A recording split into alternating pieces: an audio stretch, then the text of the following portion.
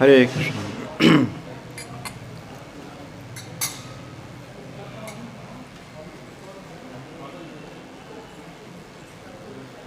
এইবার করুণা কর বৈষ্ণব গোসাই।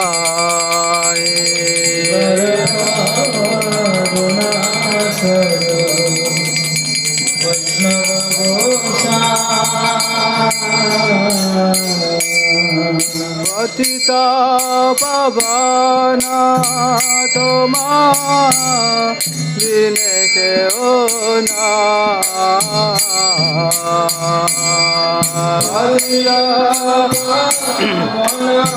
তোমা বিনে কেহ না। যাহার নিকটে গেলে পাপ দূরে যায়। যাহার নিকটে গেলে পাপ দূরে যায়। হে মন দয়ালা প্রভু কেবা কোথা পায়া।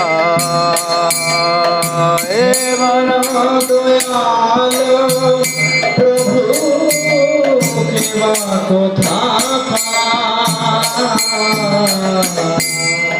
গঙ্গার পরশলে পশ্যতে পাবন। রস হইলে পশ্চাতে দর্শনে পবিত্র কর এই তোমার গুণা। দর্শনে পবিত্র কর এই তোমার গুণ। হরিস্থানে অপরাধে করে হরে নাম। হরিস্থানে অপরাধে তারে হরি নাম।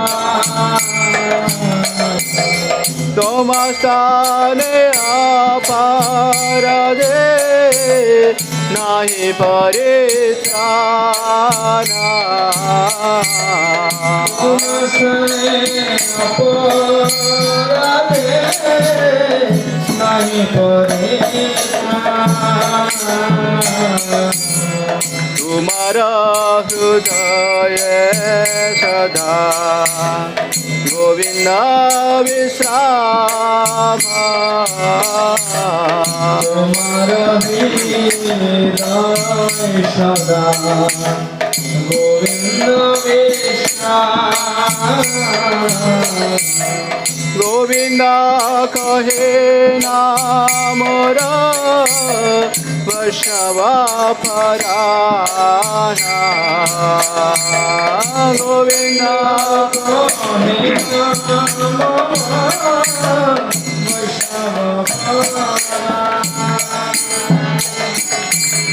প্রতি জন্মে করি আশা চরণের ধূলি।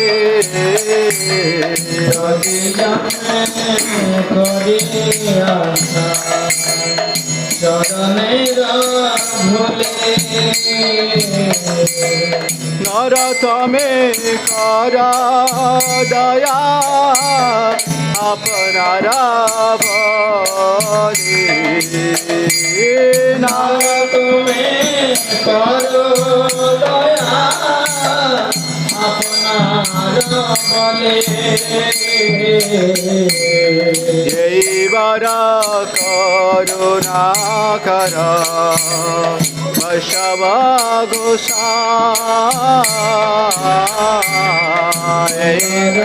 করুণা করো বৈষ্ণব পতিতা পাবনা তোমার বিনে কেউ না পতিত পাবন তোমার বিনে হরে Krishna Krishna Krishna Hare Hare Hare Ram Ram Ram Hare Hare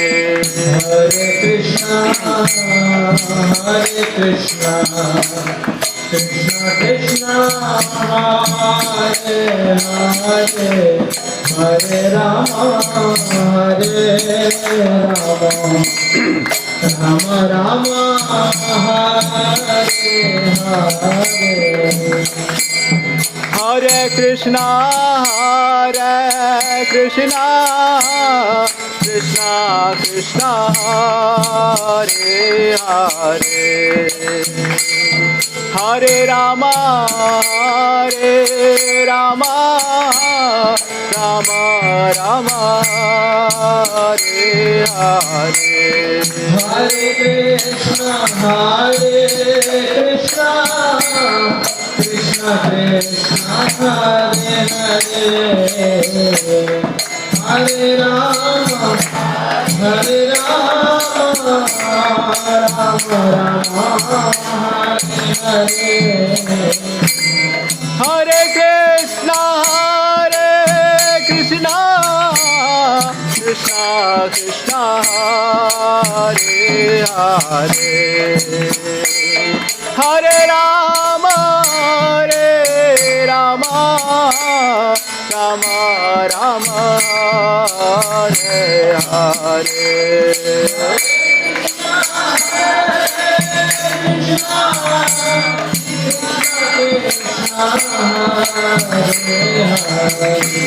Krishna, Krishna Krishna, Hare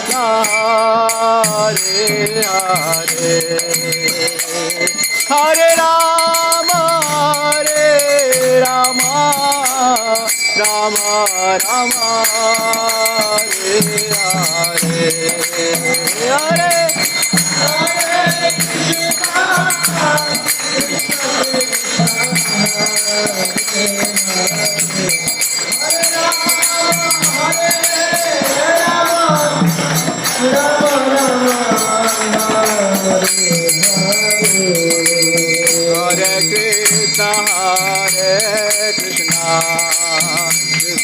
Hare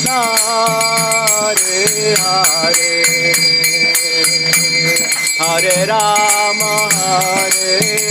Rama Rama, Hare Hare, Hare Hare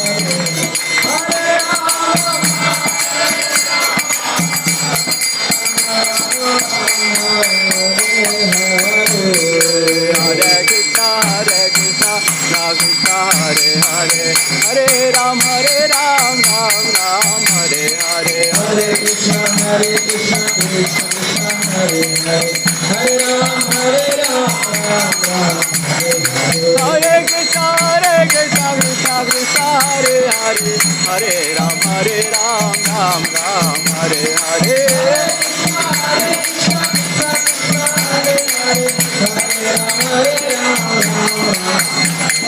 Hare Krishna, Hare Krishna, Krishna Krishna, Hare Hare, Hare Ram, Ram Ram, Hare Hare. Hare Krishna, Hare Krishna, Krishna Krishna,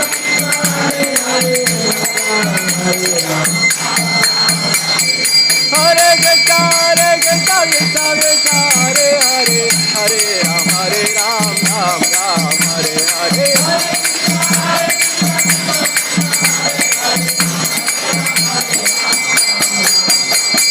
Jaya Vaishnava Thakur, Jaya Vaishnava Thakur, Vaishnava Thakur, Jaya Vaishnava Thakur, Jaya Vaishnava Thakur.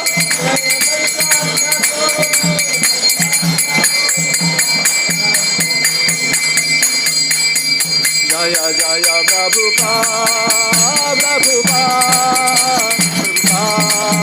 Prabhupada, Jaya Jaya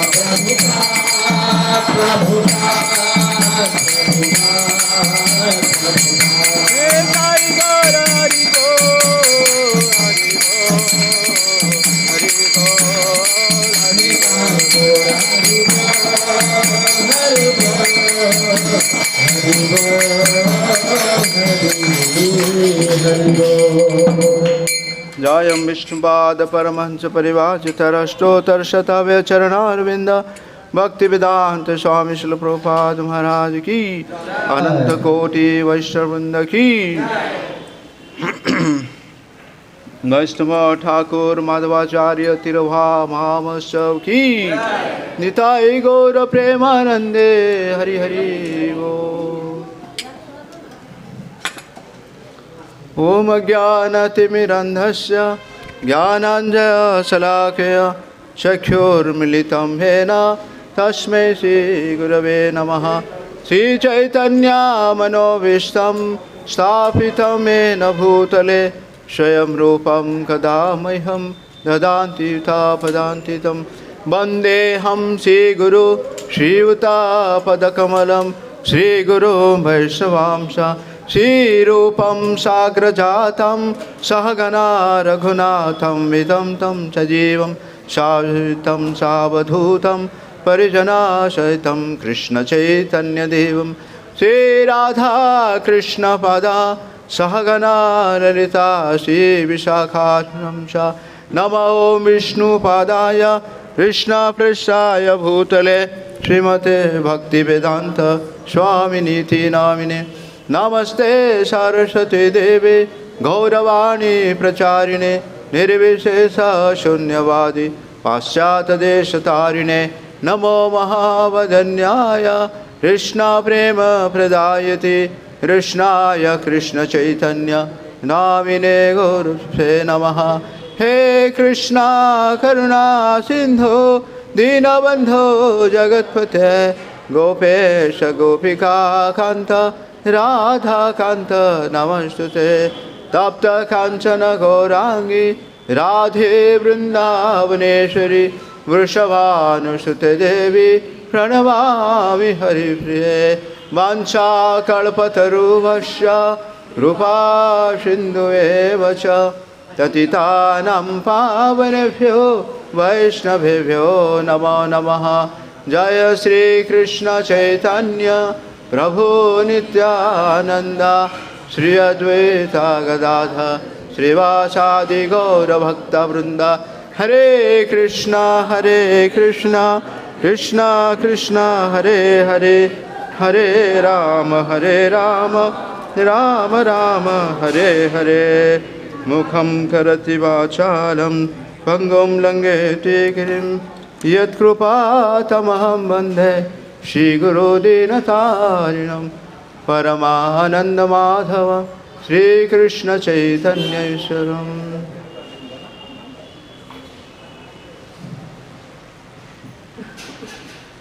Hare Krishna.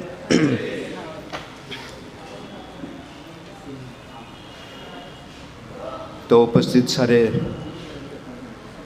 भक्तों माताओं को आज के ऋषि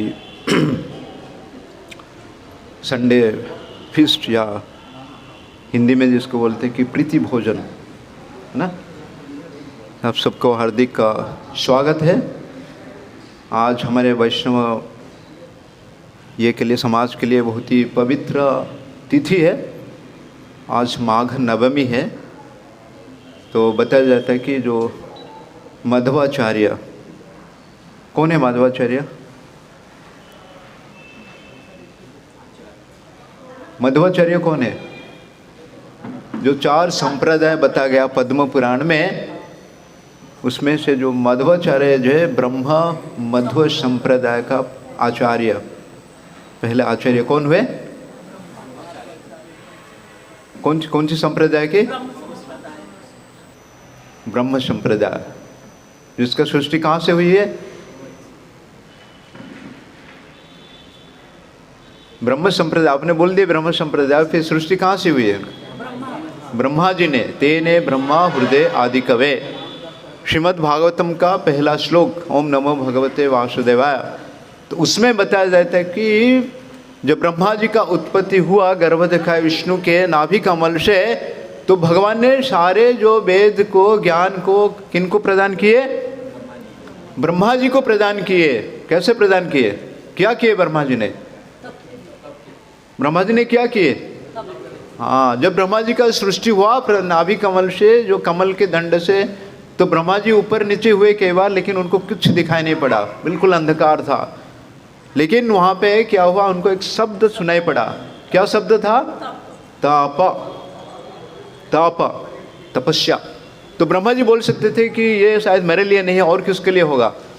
लेकिन ये ब्रह्मा जी को भगवान ने अपने हृदय में जो प्रेरणा दिए कि ये जो तपस्या है आपके लिए है, तो ब्रह्मा जी ने तब से तपस्या करना शुरू किया। तब से भगवान ने उनको सारे ज्ञान जो ब्रह्मा जी को दिए, तेने ब्रह्म हृदय आदि कवे। तो ब्रह्मा जी का एक नाम क्या है? आदि कवि। ब्रह्मा जी का एक नाम क्या है? आदि कवि। तो उसी संप्रदाय, जो ब्रह्मा जी से सृष्टि हुआ, उसी संप्रदाय, सो ये उनके जो प्रमुख आचार्य रहे वो रहे, जिनका नाम हुआ मध्वाचार्य, है ना। और उनका जन्म बताया जाता है कि जो विजयदशमी, कौन सा दिन है विजयदशमी? दशहरा। लेकिन हम जानते थे माधवाचार्य का जन्मदिन है। दशहरा को हम क्या करते थे? हाँ, रावण को जलाते थे, है कि नहीं। लेकिन उनके जो विजयादशमी के दिन उनका बताया जाता है कि उनका जन्म हुआ था। तो मध्वाचार्य का जन्म कहाँ हुआ था? कौन सी प्रांत में हुआ था भारत का? भारत में तो होगा ना, इतना ही तो पता है। कौन सी प्रांत में हुआ था? पूर्व, पश्चिम, दक्षिण, उत्तर, दक्षिण। हरे कृष्णा। दक्षिण भारत में जो आज जो कर्नाटका प्रदेश है, साउथ कन्नड़ जिसको बोलते हैं, कर्नाटका प्रदेश, और जो शहर है वो मैंगलोर नाम के शहर है। बैंगलोर नहीं, क्या है? मैंगलोर। उसी शहर के एक गांव था जिस गांव का नाम है पाजका क्षेत्र। उसी प्रदेश में उनका जन्म हुआ था। उनके पिताजी का नाम था मध्यघेय भट्ट। क्या नाम था? मध्यघेय भट्ट। और उनका माता का नाम था वेदवती। आज से करीब 800 साल पहले उनका जन्म हुआ था, उनका प्राकट्य हुआ था। तो बताया जाता है कि ये जो मध्यघेय भट्ट जो थे, बहुत ही शिवालिक ब्राह्मण परिवार के उनका जन्म हुआ था, उसी परंपरा में, ब्राह्मण परिवार में। और उनके माता जो वेदवती थे, बहुत ही उच्च कोटि के ब्राह्मण माना जाते थे। बहुत ही दान करते थे, पुण्य करते थे, वेद पाठ वगैरह करते थे। और उनके पहले दो संतान उनका उत्पन्न हुई थी, लेकिन वो जन्म होने के बाद संतान का मृत्यु हो गया। तो इसलिए माता पिता बहुत ही दुखी थे। वो करीब उनके जो गांव था पाजक क्षेत्र से वो आते थे उडुपी क्षेत्र। क्या नाम है? उडुपी। याद रहा उडुपी? उडुपी तो सुना होगा ना, मैंगलोर में उडुपी क्षेत्र, जहाँ पे भगवान कृष्ण का सुंदर विग्रह भी वहाँ पे है, माधवाचार्य का सेवित विग्रह। तो उडुपी प्रांत में जब वो अपने गांव से लेके हर दिन वो करीब 30-32 किलोमीटर की दूरी वो चल के आते थे, जंगल के रास्ते में आते थे। और वहाँ पे दो भगवान शिव जी के बड़े महान विग्रह हुआ करता था, मंदिर हुआ करता था। एक का नाम था चंद्रमौलेश्वर और अनंतेश्वर। क्या नाम था? भगवान का नाम है ना, भगवान शिव जी का एक नाम है ना, चंद्रमौली। क्यों? भगवान शिव जी क्या करते? हाँ, चंद्रमा को धारण करते, इसलिए चंद्रमौलेश्वर और अनंत ईश्वर दो विग्रह वहाँ पे, दो मंदिर हुआ करता था। और ये इनके माता, जो उनको पिताजी जो है मध्य भट्ट जो है, वो प्रत्येक दिन आते थे वहाँ पे, भगवान शिव जी को प्रार्थना करते थे। किसके लिए प्रार्थना करते थे? अभी कोई गृहस्थ आश्रम में है, परिवार में है, अगर उनके परिवार में कोई अगर पुत्र पुत्री नहीं है तो सबसे बड़ा दुख है ना। तो इसीलिए आके वो पूजा करते थे कि मुझे क्या चाहिए, मुझे एक पुत्र चाहिए या पुत्री चाहिए, कुछ भी चाहिए इसमें नहीं। बड़े ध्यानपूर्वक एक्चुअली भगवान शिव जी को प्रार्थना कर रहे थे। तो बताया जाता है कि एक दिन उस उडुपी प्रांत में जो चंद्रमौलेश्वर के बहुत बड़ा त्यौहार चल रहा था, बड़ा फेस्टिवल चल रहा था। वहाँ पे नाचना गाना, प्रसाद वितरण सब कुछ हो रहा था। तो उसी समय जो उस मंदिर का एक जो पुजारी, आप अगर दक्षिण भारत में जाएंगे जितना भी मंदिर है, वो मंदिर के सामने एक ध्वजा स्तंभ रहता है जहाँ पे दीप वगैरह अर्पण किया जाता है, ध्वज स्तंभ। तो पुजारी एक दिन एक्चुअली ऐसे समय सारे लोग वहाँ पे इकट्ठे हुए, हजारों लाख लोग गा रहे, नाच रहे, भगवान का नाम स्मरण कर रहे, प्रसाद पा रहे। उसी समय जो पुजारी है ना, तो पुजारी क्या किया, वो ध्वज स्तंभ के ऊपर चढ़ गया और चढ़ के जोर जोर से उसने बुलाया सबको लोग की, आइए सुनिए सुनिए, मैं आज कुछ बहुत ही महत्वपूर्ण बात बताने वाला हूँ। तो सब लोग वहाँ पे इकट्ठे हो गए और वो तो भगवान शंकर के महान पुजारी थे, तो सब लोग सुनने के लिए क्या महत्वपूर्ण है। तो उन्होंने बताया कि अतिशीघ्र इस प्रांत में जो है बहुत ही बड़े भगवान के महान भक्त, जो वायु के पुत्र रहेंगे, वायु के अवतार रहेंगे, उनका जन्म होने वाला है। वायु के अंश, वायु के अंश रखने, हरे कृष्ण अवतार प्रभु की, जो वायु के अंश के रूप में वो खूब शीघ्र यहाँ पे अतिशीघ्र जन्म लेने वाले हैं, जो आगे जाके भगवान का प्रचार करेंगे। तो उसमें जो मध्य घट थे, तो सब लोग सोच रहे थे कि कौन होगा ये महान पुरुष, किसी को भी पता नहीं था। उसी समय उनके जो पिताजी वहाँ पे उपस्थित थे, तो पिताजी ने भगवान को धन्यवाद दिए और उनको लगा कि शायद भगवान ने मेरा प्रार्थना सुन लिए, तो मुझे ज़रूर ऐसे महान संतान प्राप्त होंगे। और मध्य घट एक्चुअली क्या किए, अपने घर पे गए और अपने पत्नी को उन्होंने बताया, ये जो पुजारी ने जो भविष्यवाणी की थी उनके बारे में बताए। और कुछ ही समय के बाद जो उनकी पत्नी, क्या नाम था उनका? वेदवती, तो गर्भवती हुई और वहाँ से एक अद्भुत बालक एक्चुअली का जन्म हुआ। और ये बताया था वायु का पुत्र है। वायुपुत्र मतलब वायु का पुत्र, इससे पहले भी 2 अवतार लिए थे। कौन सी 2 अवतार? हनुमान जी और दूसरा भीमसेन। तो हनुमान जी किससे पारंगम थे? छलांग लगाने में हनुमान पारंगम थे। और भीमसेन जो एक्चुअली इतने बलशाली थे अश्विनी। तो ये जो जन्म हुए, उनके जो पुत्र हुए, तो उनको इतने शक्ति था, मतलब भीम जैसे शक्ति था, और 10,000 हाथी का भीम का शक्ति था बताया जाता है। और हनुमान जैसे एक्चुअली वो इतने ये थे, छलांग लगा रहे थे, बड़ा अद्भुत बालक थे। तो सारे परिवार में इतने खुश हो गए। उनके पिताजी ने क्या किया, ब्राह्मण को बुलाए, दान दिए, बड़े खुशी से एक्चुअली वो त्यौहार मनाए। और बताया जाता है कि ये जो बालक था, क्योंकि भीम का अवतार था और इतना शक्ति था उसको, इसलिए बचपन में उसके माता पिता उसको कौन सी नाम से बुला रहे थे? भीम करके बुला रहे थे एक्चुअली। छोटा भीम हम देखते ना है कि नहीं, उनको भीम के नाम से बुला रहे थे एक्चुअली। और आपको पता है भीमसेन को ज़्यादा क्या होता है?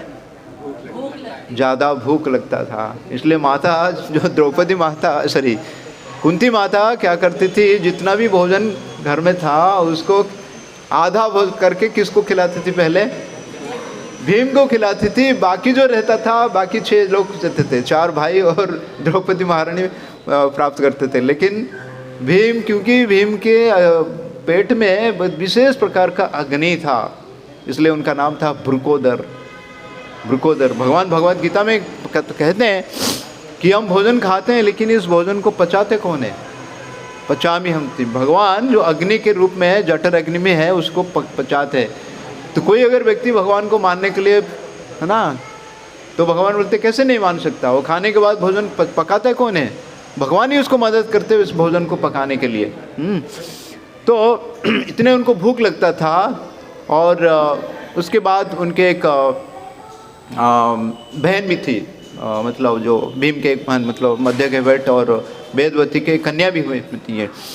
तो भीम जैसे बड़े होने लगे तो को कभी कभी क्या होता था, बहुत भूख लगता था। तो एक बार की घटना है, उनको इतना भूख लगा, रोने लगा। घर में कोई नहीं है, क्योंकि ये ब्राह्मण परिवार के थे और पिताजी जाते थे अलग अलग पूजा अर्चना करने के लिए। उसके साथ उनका खेती भी था, तो माता पिता दोनों चले जाते खेती करने के लिए। तो जो बहन थी उसको संभालने के लिए देते कि उसको संभाले। बहन छोटी है और ये बड़ा है, है ना। तो उसको भूख लगता था तो चिल्लाता था, रोता था। तो उस समय उन्हें वो घर में रखा था उनके, जो हम जिसको घोड़ा दाना बोलते हैं, काबुली चना बोलते ना, काला चना बोलते ना। तो वो चना का एक्चुअली क्या है, 2 ऐसे बोरा था घर में। तो बहन को लगा कि मैंने क्या खिलाऊंगा मतलब ये। तो उनको लगा कि थोड़ा मैं दे दूंगा तो शांत हो जाएगा मतलब ये। तो खाते खाते उन्होंने क्या किया, पूरा 2 बोरा उन्होंने क्या क्या ख़त्म कर दिए मतलब। तो इससे पता चलता है कि ये जरूर क्या होंगे, भीम के वायु का अवतार भी होंगे मतलब ये। तो एक बार की ऐसे घटना है कि उनके घर में जो दूध और दही का बर्तन था। लेकिन पहले ज़माने में ऐसे बर्तन है, पहले ज़माने में क्या होता था कि पत्थर का ये हो करता था, बड़े बड़े पत्थर का बर्तन, और उसमें रखा था दूध और दही। उसमें ढक्कन, मतलब पत्थर का ढक्कन डाल के रखे थे, स्टील या एल्युमिनियम का नहीं था।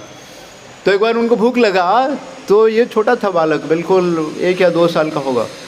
तो उसने चलते चलते आया, एक्चुअली जो बड़ा सा पत्थर था उस पत्थर को उसने पलटा दिया, और पलटा के एक्चुअली सारे दूध और दही उसने खा लिया। ये हरी बोल, है ना। और प्रचंड उनका जो शक्ति था उनके अंदर नहीं। तो आज भी हम जाते हैं जो उनके घर में पाजक के क्षेत्र में, वो बर्तन तो नहीं दिखाई पड़ा रहे, लेकिन वो जो ढक्कन था एक्चुअली पत्थर का, वो अभी भी प्राप्त होता है स्मृति ये। तो एक बार तो धीरे धीरे माता पिता क्या कह रहे, बड़े चिंतित हो गए, क्योंकि भीमसेन क्या करते, तो भीम जो मध्वाचार्य, उनका एक नाम भी रखा गया था वासुदेव। तो कोई कोई उनको वासुदेव करके पुकारते थे, कोई कोई उनको भीम करके पुकारते थे। तो एक बार एक्चुअली माता पिता उसको ढूंढने लगे कि वो घर से गायब है। तो सारे चिल्लाने लगे, पुकारने लगे, कहाँ पे है क्या एक्चुअली। तो फिर उस समय उनको पता चला कि ये जो भीम है या वासुदेव जो है, उसी प्रांत में एक बहुत बड़ा जो बैल था, बड़ा सा बैल था। तो वासुदेव ने क्या किया, एक्चुअली इस बैल को जाके पूंछ को पकड़ लिया। हम देखा ना बच्चे लोग जाके बढ़ते, वो बछड़ा को पकड़ते तो बछड़ा उछलता, जो पकड़ लिया उसको, तो बड़ा सा बैल था। तो वासुदेव को, भीम ने उनको पकड़ के रखे और उसने उछलने लगा, और उनको नहीं छोड़ रहे हस्बैंड। ये लोग पूरा ढूंढ रहे एक्चुअली कि, और ढूंढते ढूंढते आके पहुँचे, देखे तो माता पिता बिल्कुल भयभीत हो गए कि अरे ये तो मर जाएगा मतलब। लेकिन बताया जाता है कि सुबह से लेके वो शाम तक करीब 10-12 घंटे तक एक्चुअली वो बैल के पीछे वो खेलता रहा। कुछ भी उनका बाल भी एक मंका नहीं हुआ बताइए, क्योंकि भीम के वायु के अवतार है, वायु के विशेष अवतार है आप बताइए। तो एक बार तो जो बड़े हुए तो माता पिता आते थे, अनंतेश्वर जो उडुपी प्रांत में जो मंदिर है उनका दर्शन के लिए आते थे। तो एक बार माता पिता और बच्चे को लेके आए, दर्शन किए। दर्शन करके जो वापस जा रहे थे तो थोड़ा अंधेरे हो गया था, और उनको भय भी लग रहा था एक्चुअली, अंधेरे हो गए कैसे वापस जाएंगे, 30-32 किलोमीटर का रास्ता है। थोड़ा सा आवाज़ में पीछे बातें कर रहे थे, हरे कृष्णा। तो जो वापस जा रहे थे अपने घर पे वापस जा रहे थे और भगवान को प्रार्थना कर रहे थे कि हमारे प्रति कोई किसी प्रकार का दुर्घटना या जानवर कोई नहीं है। तो हठात क्या होगा एक्चुअली कि एक राक्षस निकला सामने।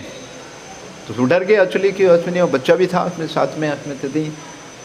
लेकिन वो ब्राह्मण ने जो राक्षस था तो उसने बताने लगा कि जो भी इस रास्ता में रात्रि के समय जाता है गुजरता है वो मेरा भोजन होता है, मैं किसी को भी आज तक छोड़ा नहीं एक्चुअली थी। तो और सुन के और भयभीत हो गया, हमको कैसे छोड़ेंगे अपने थी।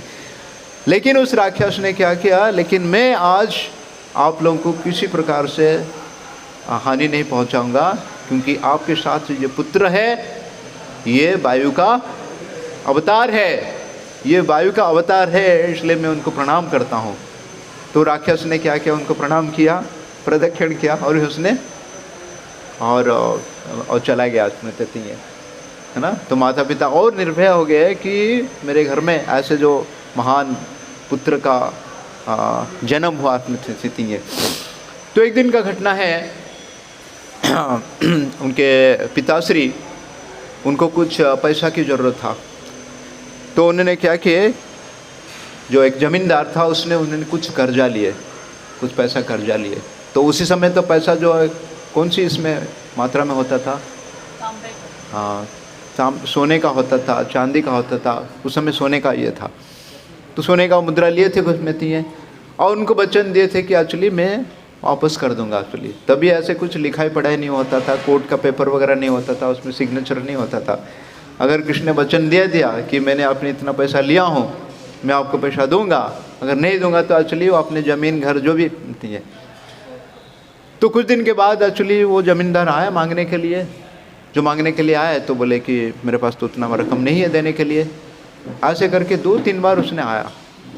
तो एक बार उसने वो ज़मींदार में आया एक्चुअली मांगने के लिए कि आज किसी न किसी हालत में मैं पैसा वसूल करके लूँगा।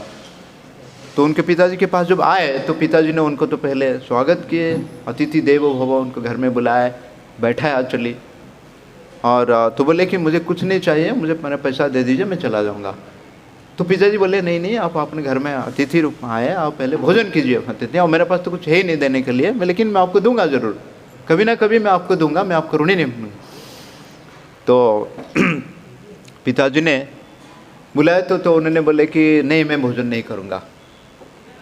तो उनको बहुत बड़ा अपमान लगा कि मेरे घर में अतिथि आए अपने, तो उनको तो पहले भोजन खाना चाहिए। बड़े दुखी हो गए। उसी समय जो बालक था वासुदेव तो घूमते घूमते आया एक्चुअली, और देखा कि पिताजी एक्चुअली बड़े दुखी है। तो पिताजी को पूछा, तो पिताजी बोलने लगे कि मैंने कुछ कर्जा लिया था, कर्जा नहीं दे पा रहा हूँ, मेरे पास नहीं है, और मुझे सबसे बड़ा दुख है कि वो भोजन नहीं कर रहे, प्रसाद नहीं पा रहे स्मृति, हम खुश होंगे है कि नहीं। तो पिताजी ने, तो वासुदेव ने पिताजी को बोले कि आप निश्चित रहिए, मैं कुछ व्यवस्था करता हूँ। वो चले गए बाहर, और उनके आंगन में एक इमली का पेड़ था, और इमली जब पक जाता है तो नीचे गिरता है, गिर के उस से जो बीज निकलता है। तो वासुदेव ने क्या किया, कुछ इमली का जो बीज है उसको इकट्ठा किया, इकट्ठे करके कमरे के अंदर आया, और इससे जो ज़मींदार थे एक्चुअली उनको प्रणाम किया, और उनको बोला कि आप प्रसाद पाइए अपने। बोले नहीं, मैं प्रसाद नहीं लूँगा जब तक मेरा कर्जा आपने दिए। तो बोला अच्छा ये बात है। तो उन्होंने अपने हाथ निकाला और उनके हाथ में दिया। वो क्या था, लेकिन हाथ में इमली का बीज था। लेकिन जब ज़मींदार के हाथ में उसने हाथ में दिया तो ज़मींदार खोल के देखा तो उसमें क्या था, सोने का सिक्का था। और उसने गिनने लगा जितना मात्रा में उसने, मतलब जो जैसे सूद लेते ना, पैसा लेते तो फिर उसका सूद के साथ, ब्याज के साथ ना, तो उसने हिसाब किया था कि मेरा इतना साल हो गया तो इतना महीना हो गया, इतना मिलना चाहिए, तो गिना तो उतना ही है। बड़ा खुश हो गया, उसको आश्चर्य लगा कि वो कैसे लाया, उसने कहाँ से लाया। हाँ, क्योंकि भगवान की इच्छा से या भगवान के जो महान भक्त हैं उनके लिए कि किसी प्रकार का कभी कमी नहीं हो पाती है। तो बड़ा अद्भुत कार्य है ना, कि नहीं है ना। महाराज जी बता रहे थे कि हमको अगर ऐसे एक इमली का पेड़ और उसका बीज में अगर सोने का सिक्का मिलेगा, है ना, तो हमारा प्रचार कार्य में कोई बाधा नहीं होगा। हमको अच्छी निश्चित होके क्या करना पड़ेगा, भजन कीर्तन करना पड़ेगा। हरे कृष्णा कृष्णा कृष्णा हरे हरे, हरे राम राम राम हरे हरे। हम कुछ पीछे बैठे हमारा आदि के सुप्रभु बैठे मैं संडे फिश के लिए बोलते मुझे आप लिस्ट बनाइए क्या क्या कौन सा आइटम बनाना है, कितना है, तो मैं लिस्ट बना के देता हूँ जीव गोस्वामी प्रभु को, जीव गोस्वामी पे उनको वापस फ़ोन करते, प्रभु जी मेरे पास इतना रकम है और ये इसमें से नहीं आएगा। मैं बोला थोड़ा कम कर दीजिए है कि नहीं। तो इस प्रकार से बचपन से बड़ा अद्भुत कार्य करते थे आत्मती। तो एक बार की घटना है एक्चुअली, वो जब भी वो खेलने के लिए बाहर चले जाते थे, माता पिता उनको बुलाते थे, जो माता पिता का आवाज़ सुनते थे तो वहाँ से करीब 7-8 का 10 किलोमीटर कितना भी दूरी क्यों ना हो, वहाँ से छलांग लगा के 1 सेकंड पे आके माँ के सामने पहुँच जाते थे। क्योंकि वायु का अवतार है, हनुमान का अवतार है, तो हनुमान ने कितने योजन छलांग लगाए थे? 100 योजन। कितना माइल है 100 योजन? 1 योजन बताया था कि 8 मील, तो 100 योजन मतलब कितना हुआ? 800 मील। तो 800 मील उनके लिए 8 मील उनके लिए क्या बड़ी बात है होते थे। तो ऐसे बड़ा अद्भुत कार्य करते थे बचपन में होते थे। तो धीरे धीरे जब आगे बड़े हुए, जब उनका 5 साल का उम्र हुआ तो उनका उपनयन संस्कार हुआ। उपनयन संस्कार होता है ना, जनेऊ, ब्राह्मण बने होते अपने लिए। तो केवल नाम को मात्र ब्राह्मण नहीं बने एक्चुअली, है ना। गीता भागवतम सब उपनिषद सारे उसने एक पाठ कर लिए इसमें थी। और धीरे धीरे फिर उनके पिताजी ने क्या किए, पाठशाला में डाले उनको पढ़ती है। लेकिन जो जाके अपने गुरु के शिक्षक में पढ़ते थे, गुरु के पास पढ़ते थे, गुरु उनको जो बताते थे जो ये के लिए वो गुरु को पढ़ाते थे। तो गुरु आश्चर्य हो कि मैं आपको जो भी पढ़ा रहा हूँ, आप मुझे पढ़ा रहे, तो मैं आपको क्या पढ़ाऊँगा पद्धति, है ना। क्योंकि आगे जाके वो भगवत गीता के ऊपर टीका लिखेंगे आपके लिए, और ये जो ब्रह्म संप्रदाय उसके महान आचार्य बनेंगे आज पद्धति। तो इतने विद्वान थे पद्धति। जब फिर उनका 8 साल उम्र हुआ तो उन्होंने क्या किया, घर छोड़ के आ गए। कहाँ पे? उडुपी क्षेत्र में आ गए। चंद्रमौली जो ये है मंदिर है, वहाँ पे रहने लगे। तो माता पिता बड़ा ये परेशान हो गए कि कहाँ चला गया। तो उनको ढूंढते ढूंढते आके वहाँ प्राप्त किए। और जो उनके जो जिनके पास पढ़ते थे उनका नाम था अच्युत प्रेक्ष्य। तो उनके सानिध्य में रहे। और जो उनको पिताजी आए उनको बुलाने के लिए, तो उन्होंने बोले कि मुझे अभी घर जाने का कोई इच्छा नहीं है, मैं चाहता हूँ कि मैं संन्यास व्रत धारण करूँ, मैं घर छोड़ के अभी सन्यासी व्रत धारण करूँ। तो पिताजी बिल्कुल डर गए एक्चुअली। बोले नहीं नहीं, ये कैसा होगा, आपका उम्र केवल अभी 8 साल हुआ है। कितना साल हुआ है? केवल 8 साल हुआ है, और आप मेरे केवल एक ही पुत्र हो, तो आप नहीं कर सकते बसमती। तो जो उनको डांटे खूब एक्चुअल थी, पिताजी का अधिकार है पुत्रों को डांटने के लिए।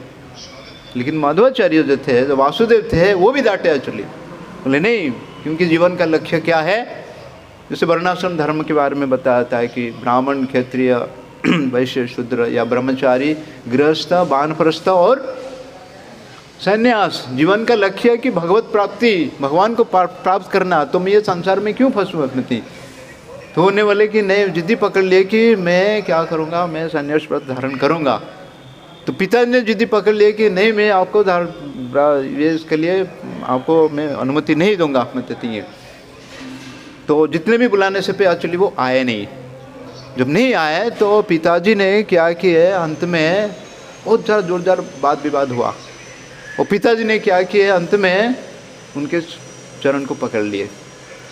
पिताजी ने क्या किया, बेटे को चरण को पकड़ लिए। बोले मैं आपको ये करता हूँ कि आप घर में आ जाओ, घर आ जाओ, वापस आ जाओ। तो वासुदेव जी एक्चुअली हंसने लगे। बोले मैं जीत गया।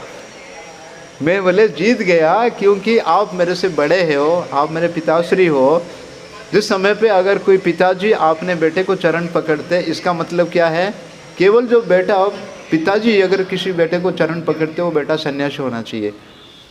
तो इसका मतलब मैं आपसे आज बड़ा हो गया, तो इसलिए आज मुझे अनुमति दीजिए। पिताजी अभी कुछ बोल नहीं पाए, वे क्या करेंगे, इसलिए हार गए। तो पिताजी घर वापस गए। घर वापस से जाके एक्चुअली क्या किए, हरे कृष्णा नहीं, तो पिताजी बोले नहीं, आप मेरा एक ही पुत्र हो, कैसे मैं वापस आपको अनुमति दूंगा। हरे कृष्णा।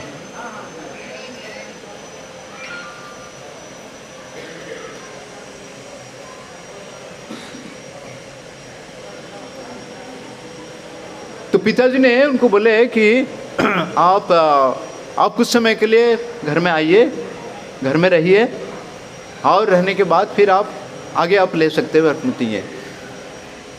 तो फिर वासुदेव ने उनको शर्त रखे कि मैं घर पे आऊँगा, एक शर्त पे घर पे आऊँगा कि आपको अगर मेरा अगर और एक छोटा भाई का जन्म होगा, तो आपको अगर और एक पुत्र प्राप्त होगा, जिस समय आपको पुत्र प्राप्त होगा, मैं घर छोड़ के चला जाऊँगा। तो ये 8 साल की उम्र में हुआ था। और फिर वो वापस आए घर में, और कुछ दिन के बाद क्या होगा कि उनके और एक पुत्र संतान प्राप्त हुआ। तो उन्होंने शर्त रखा था कि एक पुत्र प्राप्त होने के बाद मैं फिर से घर छोड़ के जाऊंगा। तो फिर से घर छोड़ के अपने गुरु के पास गए, अच्युत प्रेक्ष्य जिनका नाम था। तो उनसे उन्होंने क्या किया, सन्यासी व्रत धारण किए, सन्यास लिए। सन्यासी मतलब क्या, दंड और कमंडलू। सन्यासी दंडा धारण करते ना, और साथ में भिक्षा पात्र, और घर छोड़ के वो चले गए। और बाद में उन्होंने, हरे कृष्णा,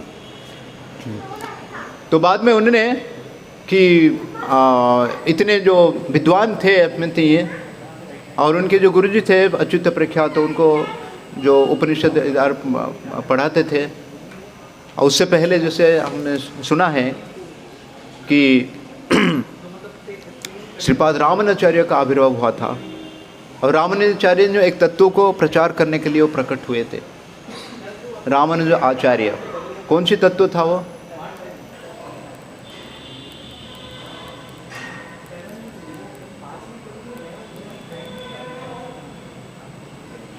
अच्छा, रामानुजाचार्य से पहले कौन प्रकट हुए थे? श्रीपाद शंकराचार्य। शंकराचार्य का क्या तत्व था? शंकराचार्य का क्या तत्व था? हाँ, मायावादी तत्व था। मायावादी तत्व मतलब क्या है? हम सब एक है, हम सब भगवान है, और जीवात्मा जो है वो अंत में एक्चुअली उनका लक्ष्य क्या है, वो भगवान के साथ लीन हो जाएगा, एक हो जाएगा। ये उनका तत्व था ना। तो शंकराचार्य ने ये तत्व को किए दिए थे। उससे पहले, शंकराचार्य से पहले कौन प्रकट हुए थे? प्रभुपाद जी की प्रणति मंत्र क्या है? बोलिए, नमो, जोर से बोलो। नमो प्रसाय भूतले श्रीमते ती वेदांत स्वामिनी इति नामिने नमस्ते निर्विशेष शून्यवादी। तो बुद्धदेव जो थे भगवान के अवतार थे, भगवान विष्णु के, लेकिन वो कौन सी तत्व को प्रचार कर रहे थे? शून्यवादी। शून्यवादी मतलब क्या है?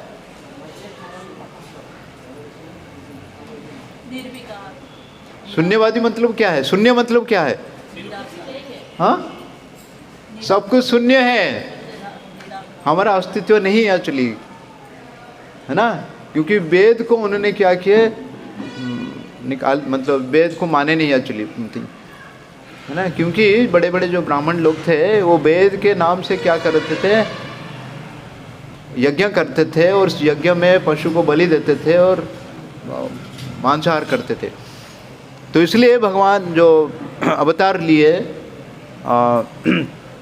बुद्धदेव जो अवतार लिए, शून्यवाद को प्रचार करने के लिए कि सब कुछ क्या है, शून्य है, ये सब मिथ्या है। तो उसको प्रचार के लिए फिर क्या, कौन आए? शंकराचार्य जो आए, भगवान शिव जी का अवतार लेके आए। बोले नहीं नहीं, सब कुछ शून्य नहीं, सब कुछ क्या है, क्या है? सब कुछ एक है ना, सब कुछ एक है, अद्वैतवाद। सब कुछ एक, अद्वैतवाद मतलब सब कुछ एक है। क्यों सही है ज्ञान है, सब कुछ एक है, हम सब एक है, हमारा अस्तित्व है ना। भगवान भगवत गीता में बोलते हैं ये हमारा अस्तित्व है, जीव और स्वरूप है कृष्ण नित्य दास। हम हमारा अस्तित्व को कभी भी नहीं खोएंगे, हमारा अस्तित्व है। भगवान के धाम के जाने के बाद भी हम भगवान का सेवा में रहेंगे। हमारा जो स्वरूप है, उस स्वरूप से प्राप्त करने के बाद हम भगवान का सेवा करेंगे। तो फिर इस तत्वों को खंडन करने के लिए जो श्रीपाद रामानुजाचार्य आए थे एक्चुअली प्रचार करने के लिए, बोले नहीं नहीं, हम सब एक नहीं है, हम क्या है, दो है। भगवान है और भगवान के साथ क्या है, जीवात्मा भी है। भगवान के साथ हम भगवान का क्या है, अंश है। अंश कभी पूरा नहीं हो सकता है ना। तो ये जो तब से माधवाचार्य से पहले एक्चुअली कि कुछ मात्रा में रामानुजाचार्य ने एक्चुअली अपने इस दैत्यवादी को बात को प्रचार शुरू किए थे। लेकिन पूरी एक्चुअली उन्होंने पूरे भारतवर्ष से जो बड़े बड़े पंडित वगैरह थे, जो शंकराचार्य का अनुयायी थे, उनको पूरे मात्रा से उन्होंने डिफीट नहीं किए थे। मतलब बहुत मात्रा में थे। खास करके हम देखते हैं कि शंकराचार्य के जो 4 मठ था, पूरे भारतवर्ष में 4 दिशा में उन्होंने 4 मठ को स्थापना किया था, इस मत को फैलाने के लिए, प्रचार करने के लिए। जैसे प्रभुपाद जी सारे विश्व भर में जाके हरे कृष्ण मंदिर स्थापना किए, क्या करने के लिए, हरे कृष्ण का प्रचार करने के लिए, भगवान का भक्ति का प्रचार करने के लिए। तो उन्होंने 4 मठ स्थापन किया था। जो दक्षिण में था उस मठ का नाम था श्रृंगेरी मठ, है ना। इस प्रकार से हम अगर उत्तर में जाएंगे, उत्तर में एक मठ है, पता आपको, बद्रीनाथ जब जाते हैं ना, वो मठ है ज्योतिर्मठ। हाँ, वो ज्योतिर्मठ है, लेकिन उसको अभी कौन सी मठ में है ना, हाँ अभी जोशी हो गया, लेकिन उसका पहले नाम क्या था, ज्योतिर्मठ। हाँ, इस प्रकार से हम द्वारका जाएंगे, द्वारका में शंकर पीठ है ना, द्वारका में जो पीठ है उनका। और फिर चौथा जो है हमारे पास में है जगन्नाथपुरी में, शंकराचार्य बोले जगन्नाथपुरी में जो है ना। तो ये लोग इतने मात्रा में प्रचार कर रहे थे होते हैं। तो माधवाचार्य तो इसलिए प्रकट हुए कि शुद्ध भक्ति का प्रचार करने के लिए होते थे।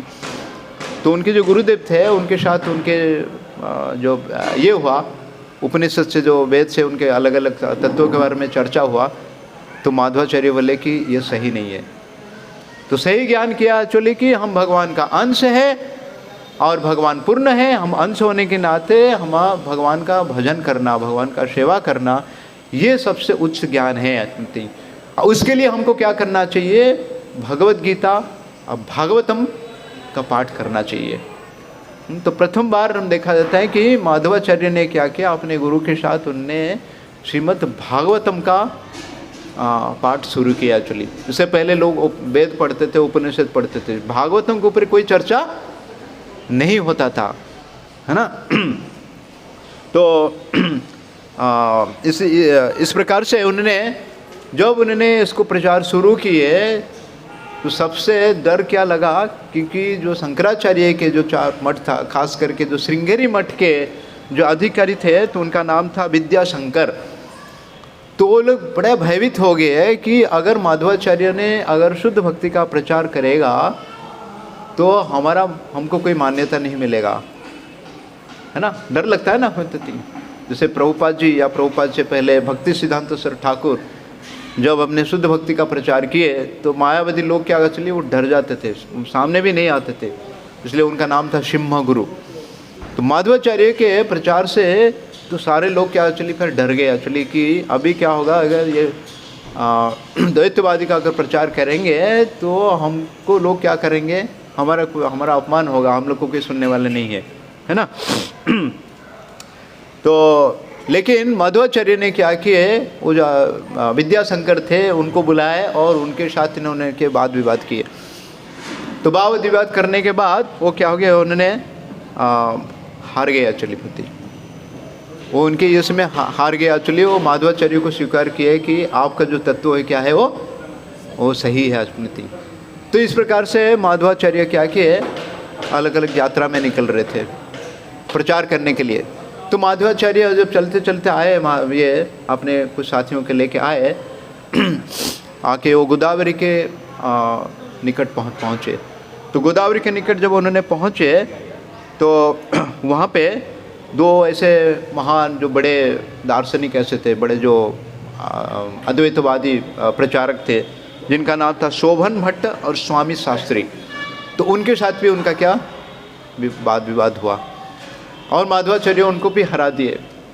इतना ने उनको हराने के बाद फिर उन्होंने क्या किए, उनके नामकरण किए, उनको दीक्षा दिए, जिससे उनका एक नाम हुआ पद्मनाभ, जो माधवाचार्य के प्रमुख शिष्य रूप में माना जाते हैं, और दूसरा का नाम का नरहरि। और उनका हर नाम के आगे तीर्थ लगता है। क्या लगता है? तीर्थ लगता है ना। और इसके बीच में अभी माधवाचार्य का जो सन्यासी दीक्षा हुआ, उनका नाम हो गया पूर्ण प्रज्ञा। क्या नाम हुआ?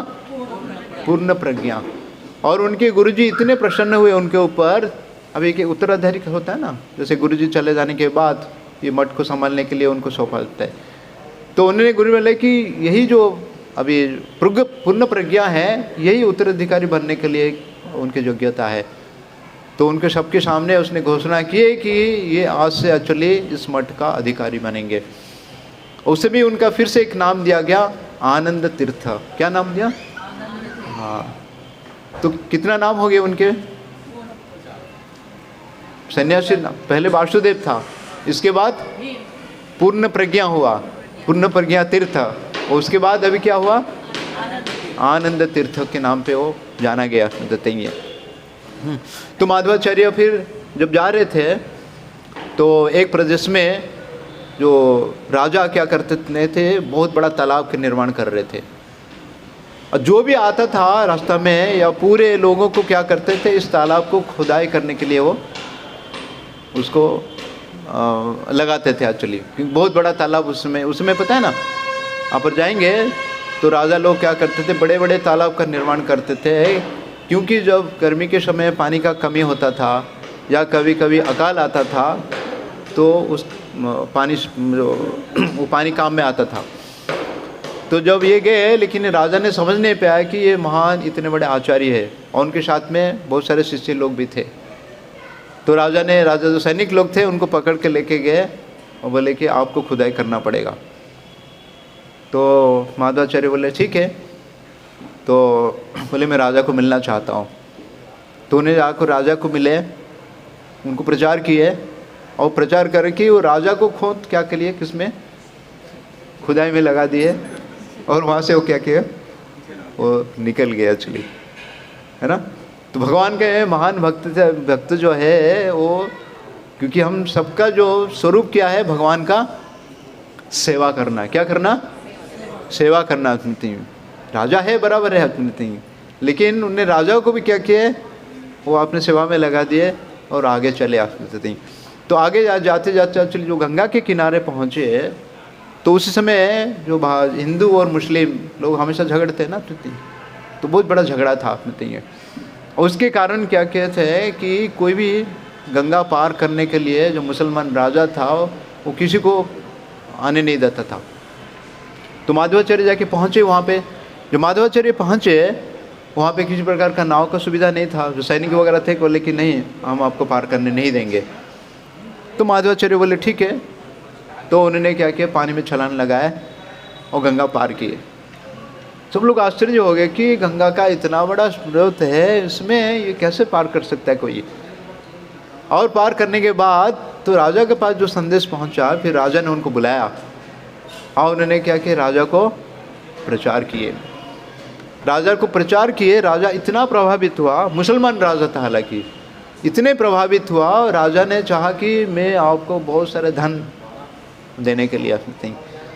लेकिन माधवाचार्य बोले कि नहीं, मुझे किसी प्रकार के धन की आवश्यकता नहीं है, मुझे किसी प्रकार का धन के लालच नहीं है, मुझे किसी लालच नहीं है। और फिर आगे श्वास ने क्या किया, चले गए। और जाते जाते उन्होंने जाके बद्री का आश्रम में पहुँचे और उनके साथ उनका शिष्य थे, बहुत सारे शिष्य थे। उनको जो नीचे उनको बोले कि जहाँ ज्योतिर्मठ बोलते हैं ना, वहाँ पे बोले आप लोग यहाँ रुकिए, मैं जाता हूँ एक्चुअली व्यासदेव से मिलने के लिए, क्योंकि उन्होंने भगवत गीता के ऊपर जो टीका लिखे थे है ना, उस टीका को मान्यता देना चाहते थे। किससे? व्यासदेव से स्वीकृति प्राप्त करना चाहते थे। तभी तो बोनाफाइड होगा ना, तब तो प्रामाणिक ये होगा। तब जाके वहाँ पे जब जा रहे थे उस समय बाकी सारे शिष्य रुक गए, लेकिन जो सत्य तीर्थ करके उनके जो शिष्य थे वो बोले नहीं गुरुदेव, मैं आपके साथ ही रहूँगा। माधवाचार्य उनको बोल रहे हैं कि देखो यहाँ पे बहुत ही ठंडी है और आप वहाँ पे सह नहीं कर पाओगे, आपका शरीर अस्वस्थ हो जाएगा, आप वापस जाइए। वो जिद्दी पकड़े, बोले कि नहीं मैं आपके साथ आना चाहता हूँ प्लीज। और जाके वो बद्रिका आश्रम में पहुँचे। लेकिन बद्रिका आश्रम में पहुँचने के बाद भी और ऊपर जो है बद्रिका आश्रम से और ऊपर जो है जहाँ व्यास गुफा है, जहाँ व्यासदेव आज भी वहाँ पे विद्यमान है, जहाँ पे उन्होंने भागवतम, उपनिषद, महाभारत का रचना किए थे। किसके साथ रचना किए थे? कौन रचना किए थे? गणेश जी लिख रहे थे, व्यासदेव जी बता रहे थे, है ना। तो सत्य तीर्थ का बड़ा तब तक एक्चुअली पहुँच गए थे, लेकिन बड़ा अस्वस्थ हो गए थे। तो माधवाचार्य ने ना किए उनको वो बद्रिका आश्रम से उनको खाली एक्चुअली ऐसे किए, तो वहीं से उड़ के एक्चुअली क्या किया, नीचे जो ज्योतिर्मठ है वहाँ पे एक्चुअली वो पहुँच गए क्योंकि वायु का अवतार है ना, तो आसानी से उनको उड़ा के एक्चुअली पर नीचे रख दिए। और व्यास के गुफा में जाके मध्वाचार्य जो है वहाँ पे मिले व्यासदेव जी से। उनसे एक्चुअली उनके क्या स्वीकृति लिए कि मैंने जो अभी टीका लिखा है ये क्या है, प्रामाणिक टीका है, एक्चुअली प्रामाणिक भाष्य है ना ब्रह्मपति।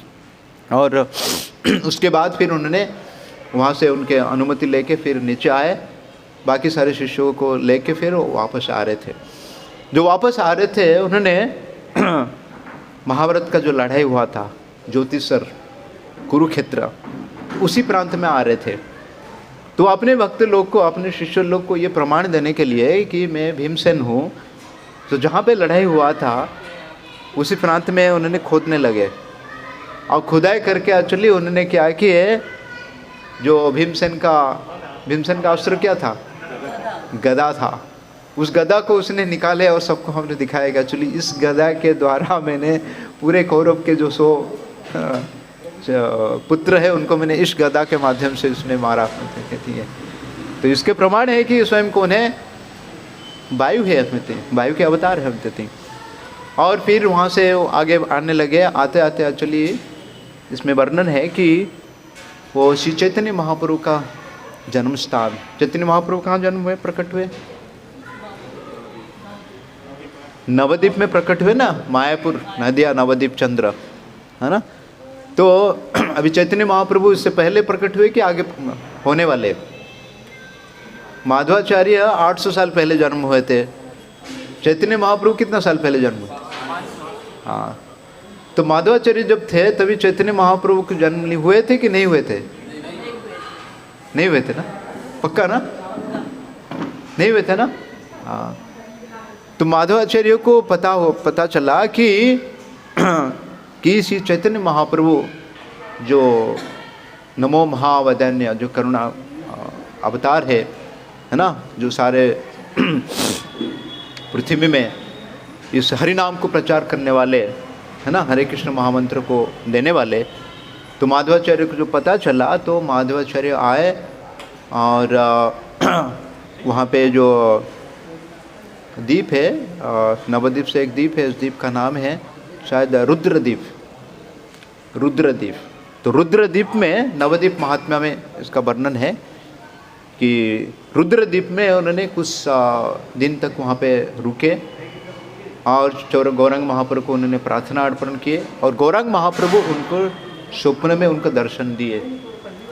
उनका जो नमो महावदने कृष्ण प्रेम प्रदायते कृष्णाय कृष्ण चैतन्य नामिने गौरकृष्ण, और उन्होंने श्री चैतन्य महाप्रभु उनको स्वप्न में ये बताया कि मैं आपको आशीर्वाद देता हूँ, आप शुद्ध भक्त को प्रचार कीजिए। और इतना नहीं बताया कि इस जो परंपरा है और ये जो ब्रह्म मध्व संप्रदाय है, अब मैंने इसी संप्रदाय में आपके एक जो परंपरा से मैं क्या करूँगा, चैतन्य महाप्रभु अभी स्वयं भगवान है, लेकिन उन्होंने भी गुरु को स्वीकार किया ना, उन्होंने एक परंपरा में आए ना। कौन सी परंपरा में आए?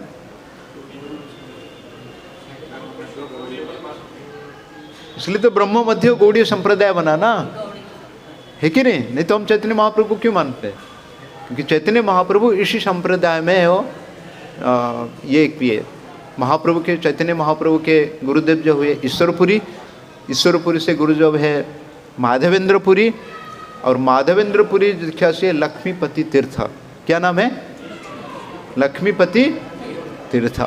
तो इसी सब से महाप्रभु भी क्या किए, आपको चाहिए अपने भगवत गीता के जो इंट्रोडक्शन है उसमें जो आचार्य का नाम है, तो उसमें देख सकते हैं कि जो ये है ब्रह्मा जी के बाद हुए कौन?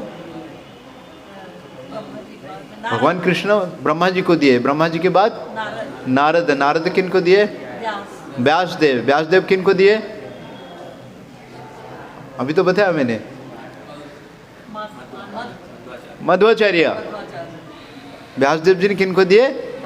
माधवाचार्य। फिर माधवाचार्य के परंपरा में कई सारे हुए, इसमें से लक्ष्मीपति तीर्थ से फिर कनेक्शन हुआ, माधवेंद्रपुरी, फिर ईश्वरपुरी, फिर चैतन्य महाप्रभु के फिर षड गोस्वामी, है ना। बाद में जो हुए रघुनाथ दास भट्ट गोस्वामी, विश्वनाथ चक्रवर्ती ठाकुर, फिर होते होते भक्ति विनोद ठाकुर, भक्ति सिद्धांत सरस्वती ठाकुर, गौर किशोर दास बाबा जी महाराज, फिर अभय चरणारविंद भक्ति वेदांत स्वामी श्रील प्रभुपाद।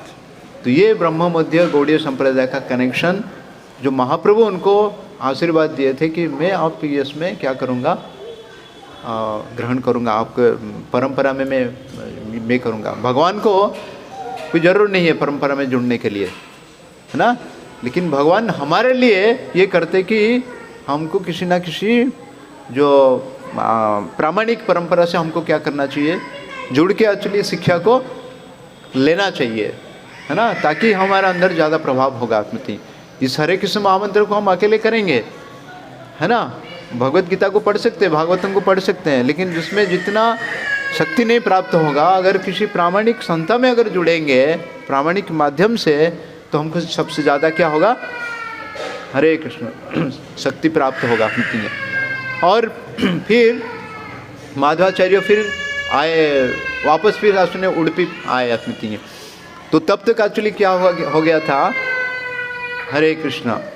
तो माधवाचार्य तो अभी बोल, थोड़ा आगे ले लीजिए, कौन है? गौरांग है। हरे कृष्णा। तो माधवाचार्य तभी पूरे जो पृथ्वी में, सॉरी भारतवर्ष में माधवाचार्य का जो तत्व है बिल्कुल सारे जगत में पूरा बिल्कुल फैल गया था, है ना। तो सारे जितने भी मायावादी लोग थे एक्चुअली वो डरते थे एक्चुअली कि अगर उनके सामने में आ जाएंगे एक्चुअली कि हम चटनी हो जाएंगे, है ना, है कि नहीं। तो इसलिए उनको तत्ववादी बताया गया। क्या बताया गया? हाँ, तो तत्व में वो इतने निपुण थे तो किसी को भी हरा देते, उनके सामने कोई टिकनेस नहीं है। तो इस प्रकार से जब आए एक्चुअली वहाँ पे एक ऐसे तत्ववाद जो मायावादी मिले जिनका नाम था पुंडरीक पुरी। तो उन्होंने क्या किया था, माधवाचार्य का जब जितने उन्होंने ग्रंथ वगैरह लिखा था तो उन्होंने सारे ग्रंथ को क्या किया, उन्होंने चुरा दिए। हम ग्रंथ के माध्यम से कुछ बोलेंगे ना, तो सारे ग्रंथ को उन्होंने चुरा दिए और फिर उनके साथ बात भी किए। लेकिन माधवाचार्य इतना बुद्धिमान थे, उनको कोई ग्रंथ की कोई ज़रूरत नहीं था। जो उन्होंने जो लिखा था उनको बिना ग्रंथ से उनके साथ एक्चुअली उनके बात किए और उनको भी फिर क्या किया उन्होंने, फिर उनको हरा दिए। और बाद में बताया जाता है कि वो उनके शिष्य बने। फिर उनके जो सारे जो पुस्तक एक्चुअली वो ये हो गया था, उसी प्रांत में जो राजा थे जिनका नाम था जय सिम्हा, उनके माध्यम से उन्होंने क्या किए, सारे जो ग्रंथ को उन्होंने प्राप्त किए। तो श्रील प्रभुपाद जी कहते हैं भक्ति सिद्धांत सरस्वती ठाकुर, अगर विश्व में जितना प्रकार का ज्ञान है या ग्रंथ है और सारे ग्रंथ अगर लुप्त हो जाएगा, मान लो कि जल जाएगा या पानी में बाढ़ से चले जाएगा, लेकिन अगर एक श्रीमद् भागवतम का अगर कॉपी रहेगा, है ना, तो कोई नुकसान नहीं होगा, इसमें से पूरे ज्ञान का प्रकट हो सकता है। है ना, ग्रंथराज श्रीमद् भागवत में। तो इसलिए भक्ति सिद्धांत ठाकुर का विश्वास था कि सब जो अगर कुछ कमी है संसार में, इस भगवत धर्म की कमी है, जिसके कारण श्रील प्रभुपाद जी को उन्होंने आदेश दिए ग्रंथ को लिखने के लिए। और श्रील प्रभुपाद जी श्रीमद् भागवतम का पहला स्कंद 3 भाग में खंड में वही लेके गए और जाके पूरे विश्व में प्रचार किए। कुछ नहीं था उनके, ना कुछ पैसा था, ना कुछ अनुयायी थे, कुछ भी नहीं था। क्या था उनके पास? केवल इस भागवतम का जो धन था, इस भागवतम के माध्यम से, ज्ञान के माध्यम से उन्होंने शुद्ध भक्ति को प्रचार किए। तो साथ में जो जा रहे थे, एक बार ऐसा हुआ कि जो सत्य तीर्थ उनका बहुत ही निकट अनुयायी साथ में थे, शिष्य थे। तो जंगल में जा रहे थे तो सत्य तीर्थ को एक बार जो एक बाघ उन्होंने आक्रमण किया, और जो माधवाचार्य क्या किए, उसको पकड़ के सब मार दिए। वायु के अवतार है, उनको कोई कठिन नहीं होता है ना। और आगे बताता है कि माधवाचार्य एक बार दो चेन्नई, आज के जो मद्रास से उसी शहर ये पास में एक जगह है जिसका नाम है चिदम्बरम, तो उसी प्रांत में जा रहे थे। वहाँ पे एक औरत थी जो गर्भवती थी, वो प्यास के कारण एक्चुअली बहुत ही प्यासी थी, कोई पानी नहीं मिल रहा था। तो माधवाचार्य ने क्या किया, अपने जो दंड था उस दंड को क्या किया, असली ज़मीन पे गाड़े, वहाँ से कुंड बन गया, वहाँ से पानी का प्रकट हुआ। उस पानी को पीते हैं। तो आज भी वो जो कुंड है उसको बोला जाता है कि दंड के नाम पे दंड सरोवर, ऐसे कुछ नाम है चिदम्बरम के प्रांत में, जिसको माधवाचार्य ने स्वयं अपने दंड के द्वारा प्रकट किए थे, है ना। तो उसी दक्षिण भारत में एक बहुत बड़ा बलशाली व्यक्ति था जिनका नाम था कादंजरी। तो बताया जाता है कि उसके पास 30 आदमी का शक्ति था, 30 आदमी का शक्ति था। तो परीक्षा करने के लिए माधवाचार्य ने क्या किया, उसके पास गए और माधवाचार्य ने अपने खड़े हुए और खड़े के लिए बोले, ठीक है आप इतने बलशाली हो, आप कृपा करके एक्चुअली मेरा जो पैर को आप थोड़ा हिलाइए। तो माधवाचार्य खड़े हैं, वो व्यक्ति आके उनको हिलाने के प्रयास किया जिसके पास 30 व्यक्ति का बल था, है ना, लेकिन 1 मिलीमीटर में उसने हिला नहीं पाया माधवाचार्य को। तो इसे माधवाचार्य प्रमाण करते हैं कि मैं वायु का पुत्र हूँ, है ना। और एक प्रकार से माधवाचार्य एक जा रहे थे तो ऐसे एक इसमें उनके साथ ये हुआ कि कंपटीशन हुआ कि भोजन के लिए देती हैं। तो मेरे को याद नहीं हो रहा है एक्चुअली कितने, शायद 300 या 400 डजन केला और कितना जो लीटर दूध माधवाचार्य ने खा लिए और कुछ नहीं हुआ। हम अगर 1 लीटर दूध पिएंगे तो हमारा पेट खराब हो जाएगा, है ना। लेकिन माधवाचार्य को किसी प्रकार से बे नहीं हुआ थी। तो इस प्रकार से माधवाचार्य जो है 32 अलग अलग प्रकार का जो ग्रंथ एक्चुअली लिखे, खास करके जो वेदांत सूत्र के ऊपर उन्होंने 2 टीका लिखे, जिसका नाम है एक है अनुवाक्य और एक है अनुभाष्य, है ना। वेदांत सूत्रों के ऊपर उन्होंने 2 कमेंट्री लिखे होते थे। तो माधवेंद्रपुरी कभी कभी वो जाते थे क्योंकि उडुपी क्षेत्र में समुद्र पाया जाता है। तो समुद्र में जो स्नान करने के लिए जाते थे तो बड़े बड़े लहर आता था ना, तो माधवेंद्रपुरी ऐसे उनको अटका देते थे, बिल्कुल समुद्र का पानी क्या हो जाता, शांत हो जाता था। तो एक बार माधवेंद्रपुरी वहाँ पे स्नान कर रहे थे, वो स्नान नहीं एक्चुअली वो क्या कर रहे थे कि भगवान कृष्ण के प्रार्थना कर रहे थे, अपनी कविता का माध्यम से गीत गा रहे थे, है ना। तो उसी समय वहाँ से जो द्वारका से एक बड़ा जहाज आ रहा था अपने तटी, और फिर वो जहाज जो है क्या होता है एक्चुअली वो अटक गया, क्योंकि आगे नहीं चल पा रहा था। और जो जहाज का कप्तान था एक्चुअली तो वो नीचे उतर के आया, बोला मेरा जहाज़ अटक गया, अभी आगे कैसे बढ़ूँ मैं। तो पूछने लगा कि मुझे कोई मदद कर सकता है। तो वहाँ पे कुछ लोग थे, बोले कि यहाँ पे आपको ये मध्वाचार्य बहुत बड़े ये भगवान के महान भक्त है, तो वो अगर चाहे तो कुछ कर सकते हैं। तो जहाज़ का कप्तान आया, माधवाचार्य को प्रणाम किया, बोला कि मेरा जहाज़ फंस गया, आप कुछ कीजिए। तो माधवाचार्य किया कि आपने जो उत्तरी लिए है ना, जो अंग वस्त्र लिए, अंग वस्त्र पे एक्चुअली ऐसे कर दिए जो ऐसे कि वो हिला दिए, तो जहाज़ क्या किया, जो पानी में बैठना था तो ऊपर आ गया। जहाज़ के ओजन होता है ना, पानी कम होने के साथ बैठ जाता है। तो कप्तान इतना खुश हो गया, तो कप्तान ने बोला कि मैं कुछ सेवा करना चाहता हूँ, बताइए बताइए। तो माधवाचार्य उनको पूछे कि एक्चुअली कहाँ से आ रहे हैं, तो बोले कि हम द्वारका से आ रहे हैं। तो बोले ठीक है, आप अगर द्वारका से आ रहे हैं तो आपके पास क्या क्या सामान है। तो उन्होंने बोले कि हम द्वारका से कुछ मिट्टी लेके आए। बोले क्या लेके, मिट्टी लेके आए बोलते थे। बड़ा सा मिट्टी का चट्टान था, पत्थर जैसे था उसमें थे। तो माधवाचार्य बोले कि मुझे वो दे दीजिए। उनको बड़ा आश्चर्य लगा कि मेरे पास बहुत सारे अलग अलग वस्तु है, लेकिन उनको मैं वो मिट्टी का ढेला क्यों चाहिए देते हैं। क्योंकि माधवाचार्य को पता था वो जो मिट्टी था वो कोई साधारण मिट्टी नहीं था। बताया है कि भगवान द्वारका से जब अंतर्धान हो गए अपने लीला का समाप्त करने के बाद, तो इसमें से जो गोपियाँ वगैरह थे एक्चुअली वो तालाब में एक्चुअली अपने शरीर को त्याग दिए। बाद में वो गोपी तालाब बना, है ना, गोपी तालाब बना। और ये जहाज़ जब जाता था, ये लोग क्या करते थे, वहाँ से जो बड़ा बड़ा चट्टान लेके जहाज़ में रखते थे। उनका उद्देश्य ये था कि जहाज़ में कभी इम्बैलेंस होता है ना, सामान ज़्यादा हो गया इस तरह तो इस तरह, तो उसी के कारण एक्चुअली वो लेके जा रहे थे। लेकिन उनको पता नहीं था एक्चुअली कि इसके अंदर क्या है। तो माधवाचार्य को उन्होंने दे दिया, एक्चुअली बहुत बड़ा सा ये था, मतलब लेके जाए। और माधवाचार्य जिसको 30 लोग उठा नहीं सकते, लेकिन माधवाचार्य उसको अकेले उठा के लाए।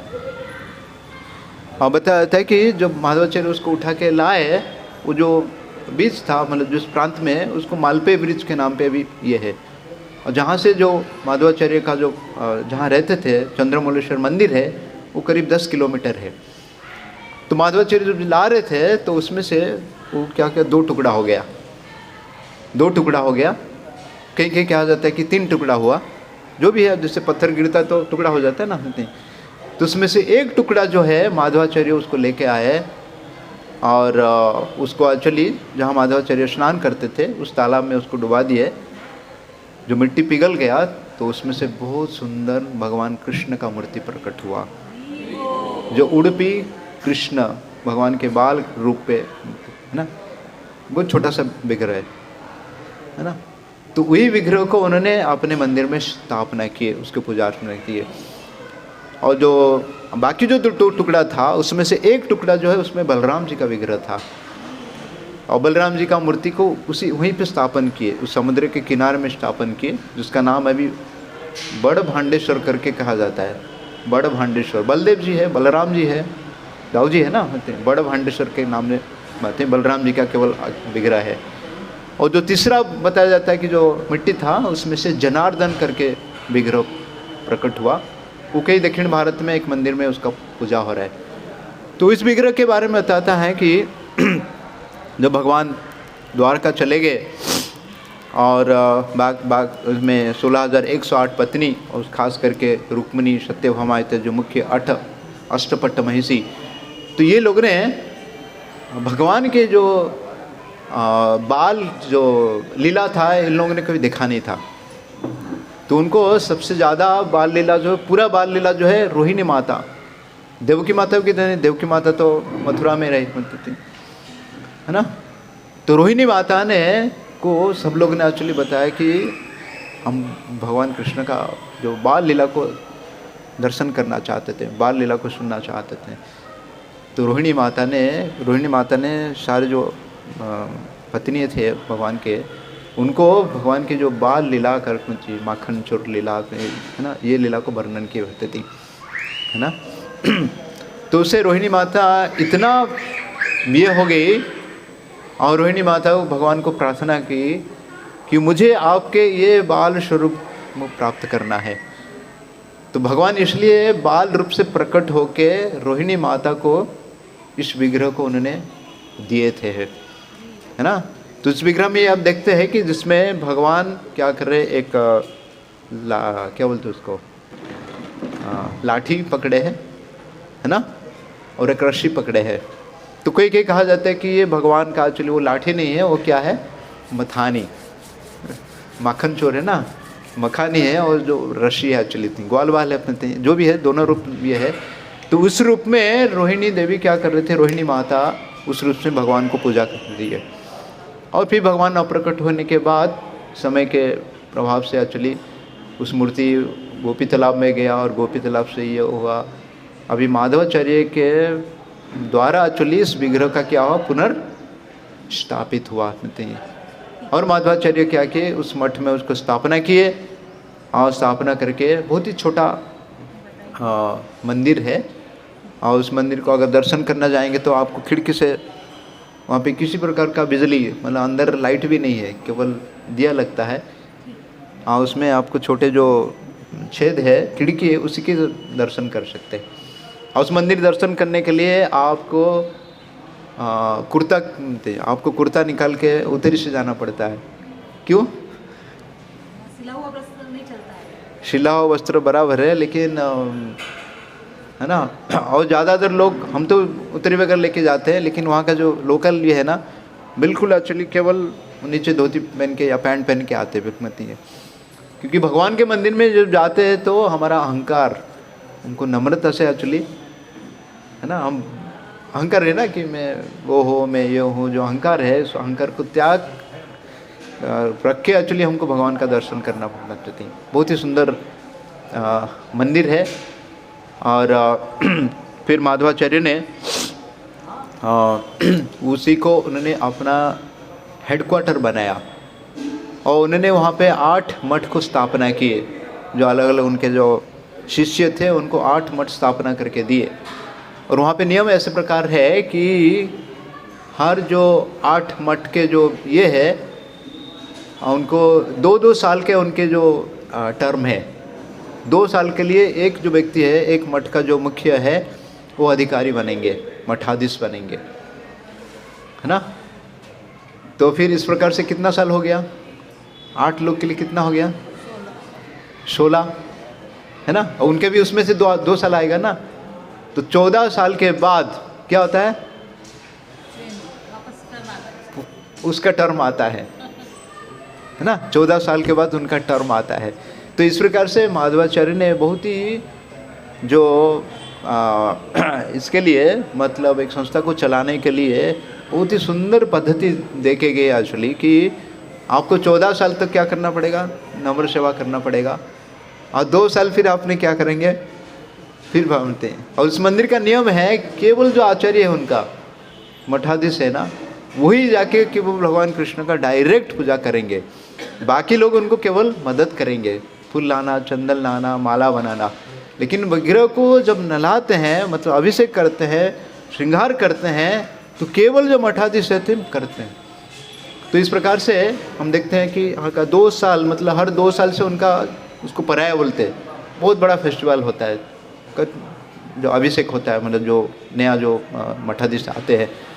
तो पिछले साल जो हुआ था शायद उनका, तो उसमें जो मठाधीश आए वो शायद कितना 14, 5वां बार, ये 6ठा बार हुआ उनका, मतलब 14 5 कितना हुआ, 70 साल, है ना, 70 साल। फिर और 28 तक तो अब 8-10 साल से नहीं होंगे ना, 10-12 साल ऐसे करके उनका 90 करीब उनका उम्र होगा। फिर भी वो भगवान का सेवा जाके वो कर रहे हैं। रोज़ एक सुबह जाके देखेंगे भगवान का हरे कृष्णा, तभी भी वो जाके सेवा कर रहे हैं अपन तती हैं। तो माधवाचार्य ने इस प्रकार से जो मठ को स्थापना किए, और इतना नहीं, एक्चुअली इस मठ को चलाने के लिए भी उन्होंने, हरे कृष्णा, इस मठ को चलाने के लिए भी उन्होंने कैसे चलना चाहिए उसका भी ये किए, है ना। तो प्रभुपाद जी बहुत ही ये करते थे ये, और ये लोग इतने कट्टरवादी है, उनका जो दीक्षा वगैरह होता है, केवल उनके सन्यासी बन सकते हैं केवल जो ब्राह्मण परिवार में जन्म होती है। कुछ साल पहले क्या होता, उनके एक जो आचार्य थे वो विदेश चले गए, मतलब समुद्र पार करके दूसरे प्रांत में चले गए, तो ये नियम बता देता है ना कि सन्यासी को समुद्र पार करके नहीं जाना चाहिए, उसका धर्म नष्ट हो जाता है। तो इसके कारण क्या हुआ, उनका इतना चर्चा हुआ, तो उनको इसके बाद भगवान का विग्रह को स्पर्श सेवा करने के लिए उनको अभी भी अनुमति नहीं मिला, अभी भी उनको अनुमति नहीं मिला, क्योंकि उन्होंने विदेश इतने कट्टरवादी होते। लेकिन प्रभुपाद जी हमारा देखिए समुद्र पार करके गए, एक बार नहीं 14 बार गए, है ना। लेकिन उन्हें जाके विश्व में क्या किए, शुद्ध कृष्ण भक्ति को प्रचार किए, इस जीवात्मा को उद्धार करने हेतु एक्चुअली प्रभुपाद जी के, प्रभुपाद जी की कोई उद्देश्य नहीं गए, है ना, अपने आधिपत्य स्वीकार ये करने के लिए, कुछ धन को प्राप्त करने के लिए नहीं। प्रभुपाद जी का एक ही उद्देश्य था, क्या है, इस जो जीवात्मा है संसार में दुख भोग रहा है, इसका उद्धार कैसे होगा, इस हरिनाम के द्वारा उद्धार कैसे होगा। प्रभुपाद जी इस उद्देश्य से एक्चुअली, इसके द्वारा प्रभुपाद जी को कितना ये सुनने को मिला, निंदा सुनने को मिला, लेकिन प्रभुपाद जी इसके लिए तैयार रहे। किसके लिए, पर दुखे, दुखी है कि सुखी है, हाँ, पर दुखे सुखी, पर दुखे दुखी, है ना। वैष्णव जो होते हैं पर दुखे दुखी होते हैं, इसलिए आपने निंदा कोई करेगा चलेगा आत्मनीति, लेकिन जीवात्मा का उद्धार होगा, है ना। लेकिन अभी हम देखते हैं कि धीरे धीरे ये वो लोग भी इतने कट्टरवादी थे, अभी प्रभुपाद जी को लोग इतने ये करते कि भक्ति वेदांत स्वामी प्रभुपाद जी ने बहुत महान कार्य किए, क्योंकि सारे विश्व में उन्होंने हरिनाम का प्रचार किए। वो लोग नहीं कर पा रहे, लेकिन वो लोग सराहना करते हैं कि प्रभुपाद जी ने बहुत महान कार्य किए, जो कभी कोई कर ही नहीं सकता, क्योंकि प्रभुपाद जी नित्य सिद्ध भगवान के शुद्ध भक्त थे, इसलिए उन्होंने कर पाए, है ना। तो श्रील प्रभुपाद जी चैतन्य महाप्रभु जो अपने दक्षिण भारत की यात्रा में गए और वहाँ पे पहुँचने के बाद प्रभुपाद जी ने श्री चैतन्य महाप्रभु का क्या था, हरे कृष्णा कृष्णा हरे राम राम हरे हरे। तो प्रभुपाद जी श्री चैतन्य महाप्रभु तो हरे कृष्ण महामंत्र का प्रचार करने के लिए गए थे। तो हमारे हरे कृष्ण महामंत्र मतलब क्या, कीर्तन करना, नाचना गाना होता थी।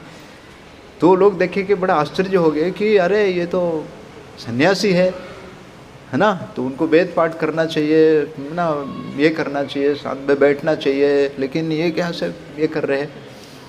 तो उनके जो प्रमुख जो आचार्य थे उस समय, उनके साथ श्री चैतन्य महाप्रभु का चर्चा हुआ।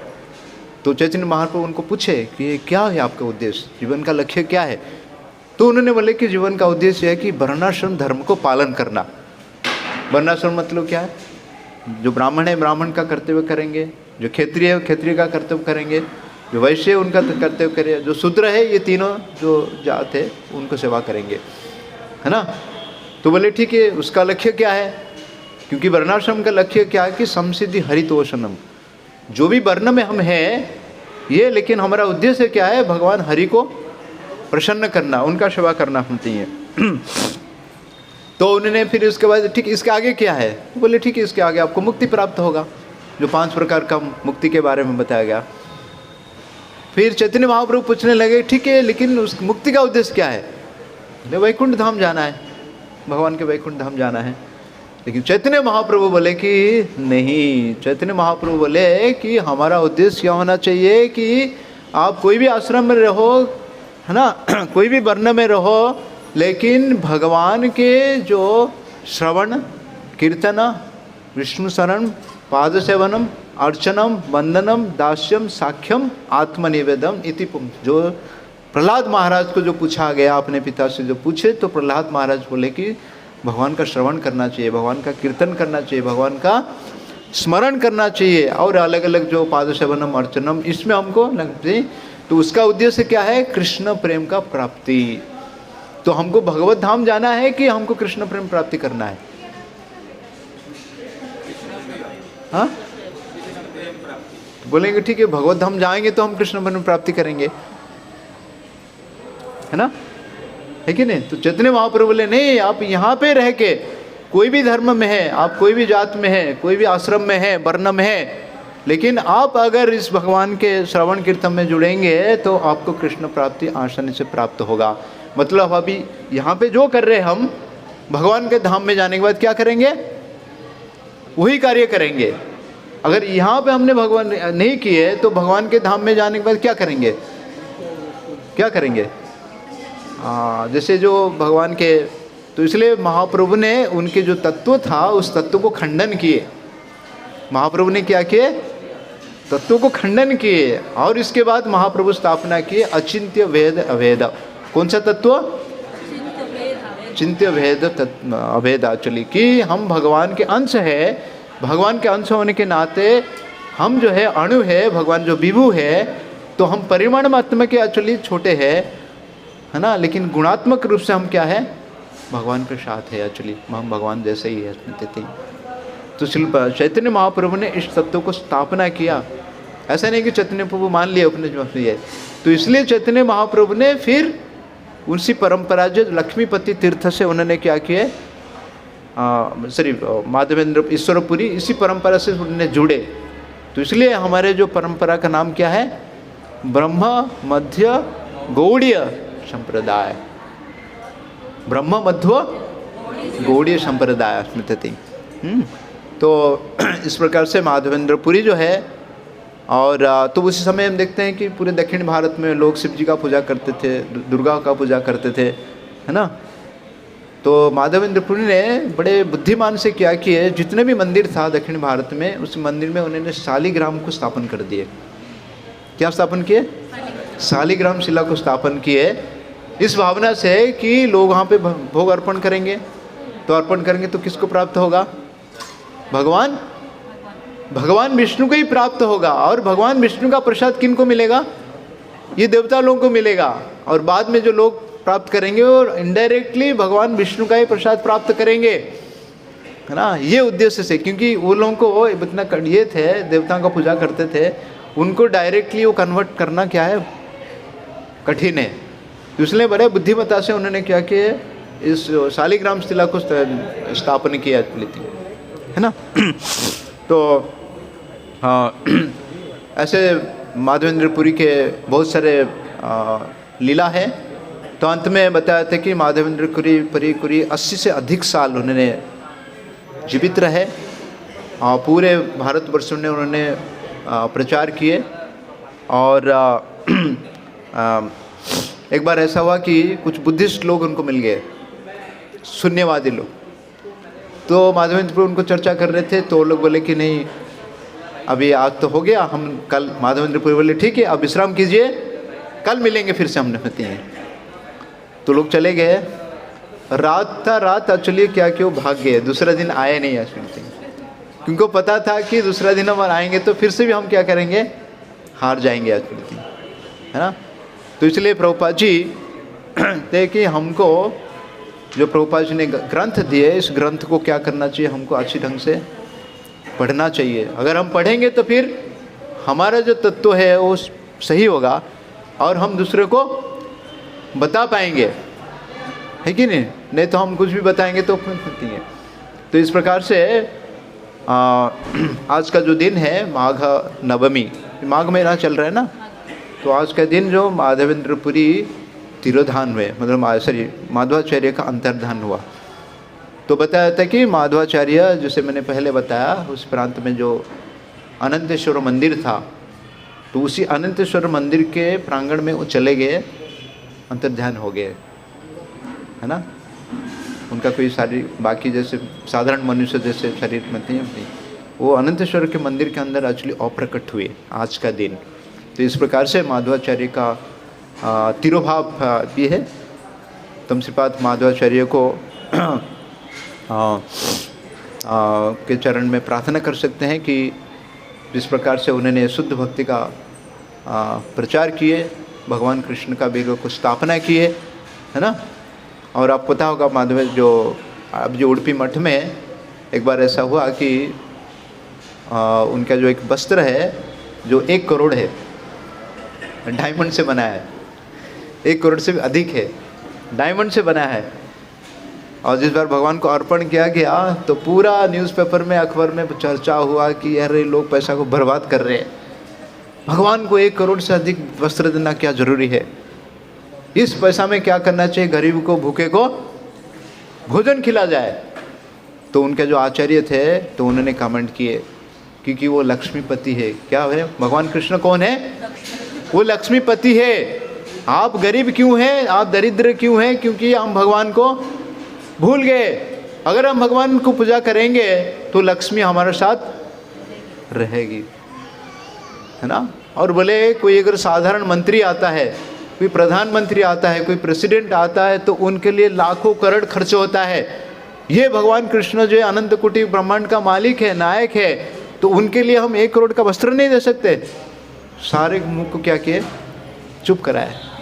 तो आज उडुपी प्रांत में हम देखेंगे तो केवल ये भगवान का पूजा नहीं करते, उनके पास अक्षय पात्र है। क्या है? जो अक्षय पात्र द्रौपदी महारानी के पास थी, बताया थी कि वो अक्षय पात्र उनके पास है। और सुबह 9 बजे से लेके रात को 9 बजे तक वहाँ पे भंडारा रहता है। दाल नहीं, वहाँ सांभर मिलता है, सांभर, रसम, चावल और पायसम और छाछ, बटर मिल्क, ये 5 आइटम मिलता है। पूरा लाइन लगता है, हजारों लाखों लोग, कितने भी लोग जाए, है ना। तो हम केवल भगवान कृष्ण को पूजा नहीं कर रहे हैं, हम भगवान कृष्ण का प्रसाद को क्या करते हैं? क्या करते हैं? वितरण करते हैं। हरि बोल, कृष्ण प्रसाद हम की। तो केवल हमको प्रसाद नहीं खाना चाहिए, प्रसाद को क्या करना चाहिए? वितरण करना चाहिए, हरिनाम को वितरण करना चाहिए। इसी प्रकार से संसार लोगों का भलाई होगा, परोपकार होगा। केवल पैसा देने से नहीं होगा, धर्मशाला खोलने से नहीं होगा, पाठशाला खोलने से नहीं होगा, वस्त्र दान करने से नहीं होगा। भगवान का नाम के साथ हमको क्या करना चाहिए? प्रसाद का वितरण करना चाहिए। हरे कृष्णा कृष्णा कृष्णा हरे हरे, हरे राम राम हरे हरे। तो वहाँ पे शायद अभी सुंदर नाटिका है ना, यहाँ पे अभी सुंदर नाटिका है माधवाचार्य के कुछ लीला के ऊपर। हरे कृष्णा। श्रीपाद माधवाचार्य तिरुभाव महामहोत्सव की, जगत गुरु शिल प्रभुपाद की, निताई गौर प्रेमानंदे।